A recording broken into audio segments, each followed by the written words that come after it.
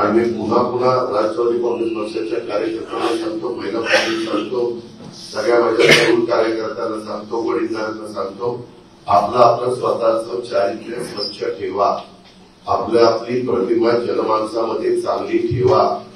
चुकीच्या प्रवृत्तीची लोक आपल्या आजूबाजूला अजिबात राहता कामा नये. त्या संदर्भामध्ये पण काळजी सगळ्यांनी या बाबतीमध्ये घ्या. उद्याच्याला कुठल्या बाबतीमध्ये मला जर कळलं तर मी पोलिसांना तिथं सांगणार आहे. राजकीय हस्तक्षेप पोलीस लोक करत असताना मी होऊन देणार नाही. महायुतीच्या कोणापेक्षाकडनंच होऊन देणार नाही. मी देवेंद्रजींना एकनाथ राऊंना पण विनंती करणार आहे की बाबा तिथं आपण अन्याय कुणावर होऊन द्यायचा नाही, परंतु त्याच्यातलं कोणी भरडला पण जाता कामा नये.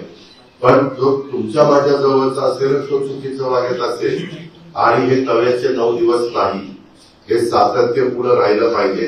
पुढच्या शेताला मुख्यमंत्र्यांच्या तयारीने मी आल्यानंतर जी काही कामं वेगवेगळ्या भागात चाललेली आहेत त्याची पाहणी करेन.